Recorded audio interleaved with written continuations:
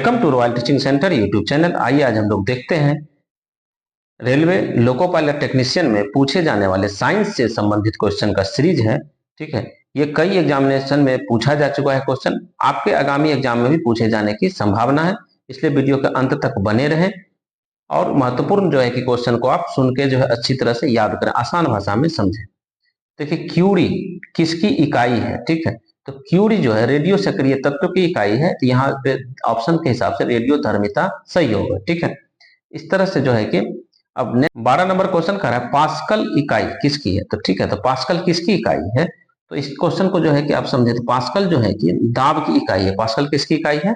दाब की, यानी कि प्रेशर की इकाई क्या है? पास्कल है। ठीक है, तो क्वेश्चन है केंडला किसका मात्रक? ये आरआरबी एएसएम में पूछा गया है। ठीक है, तो केंडला जो है ज्योति तीव्रता का मात्रक है। ऑप्शन नंबर डी इसका सही हो जाएगा। कह रहा है जूल किसकी इकाई है? जूल का जो है कि किसका मात्रक जूल होता है? तो ये ऊर्जा का मात्रक जूल होता है। ठीक है, मात्रकों की अंतरराष्ट्रीय पद्धति कब लागू की गई? ठीक है, जो एसआई मात्रक है उसका अंतरराष्ट्रीय पद्धति कब लागू किया गया? तो ये है 1971 ईस्वी में। ठीक है, हर्ट्ज जो है HZ क्या मापने का यूनिट? ठीक है, तो हर्ट्ज जो है कि हम लोग जानते हैं कि फ्रीक्वेंसी आवृत्ति मापता है, तो तरंगों की आवृत्ति मापने का जो है कि मात्रक है। विद्युत मात्रा की इकाई क्या है? ठीक है, अर्थात विद्युत धारा की इकाई क्या है? तो विद्युत धारा की इकाई हम लोग जानते हैं एम्पियर है।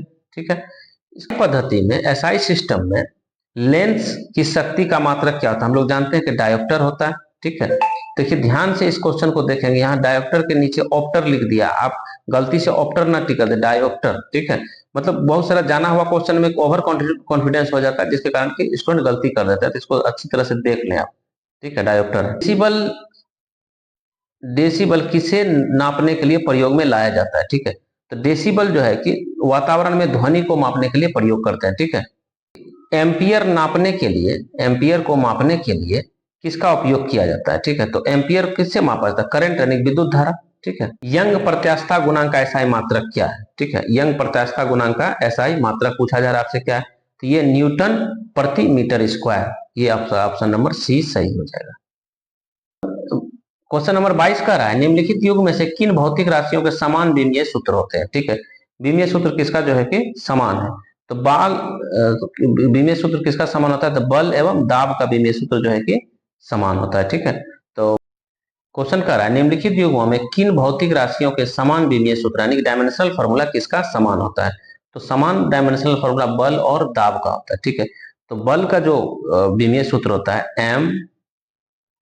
MLT-2। ठीक है, ये फोर्स का भी होता है और ये प्रेशर का भी होता है, दोनों का विमीय सूत्र यही होता है।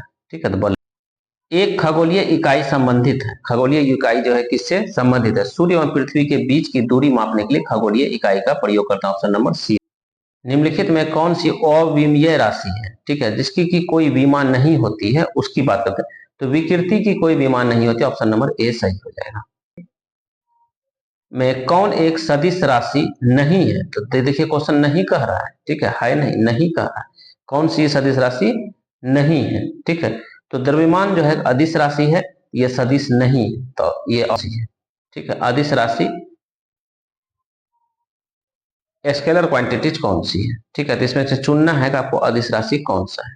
ठीक है, तो ये जो है ऊर्जा जो है कि अदिश राशि, अदिश राशि से किसे कहते हैं? जिसे व्यक्त करने के लिए केवल परिमाण की आवश्यकता होती है, दिशा की आवश्यकता नहीं होती, उसे कहते हैं अदिश राशि। ये हो गया आपका। कौन सी एक सदिश राशि है? सदिश राशि कौन सा है? ठीक है, तो सदिश राशि जो है ये है संवेग। संवेग क्या है?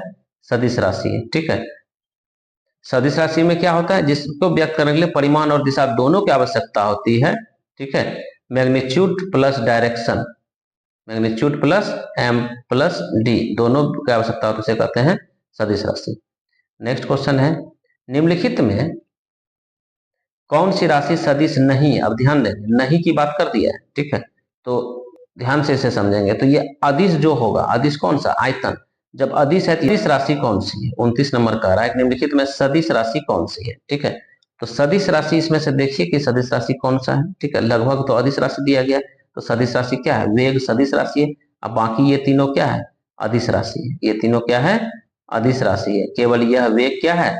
सदिश राशि है। ठीक है, में कौन व्युत्पन्न परिभाषा व्युत्पन्न परिभाषा नहीं, यानी कि व्युत्पन्न परिभाषा में ये नहीं आता है। तो ये है द्रव्यमान, ठीक है, ये क्या है, द्रव्यमान, क्योंकि ये जो है आधारीय राशि होता है। व्युत्पन्न राशि क्या होता है, जिसे व्यक्त करने के लिए हमको मूल मात्र राशि या फिर आधारीय राशि की आवश्यकता पड़ती है, उसे कहते हैं व्युत्पन्न राशि। ये सब में आवश्यकता पड़ सकता है, इसमें पड़ सकता है, फिर इसमें तीनों में पड़ सकता है जिसमें बिंदा लगा। लेकिन द्रव्यमान जो है कि इसे व्यक्त करने के लिए किसी अन्य राशि की आवश्यकता नहीं पड़ती, ये मूल राशि के अंतर्गत आ जाता है, इसलिए करके व्युत्पन्न परिभाषा में ये नहीं आता है। ऑप्शन नंबर बी इसका सही हो गया। और भी जानकारी के लिए मिलते हैं नेक्स्ट वीडियो में। आप royal teaching centre YouTube channel को सब्सक्राइब करें और एएलपी टेक्नीशियन की महत्वपूर्ण जो है कि क्वेश्चन का सीरीज आप लोग को डेली करवाया जा रहा है। मिलते हैं फिर नेक्स्ट वीडियो में, तब तक के लिए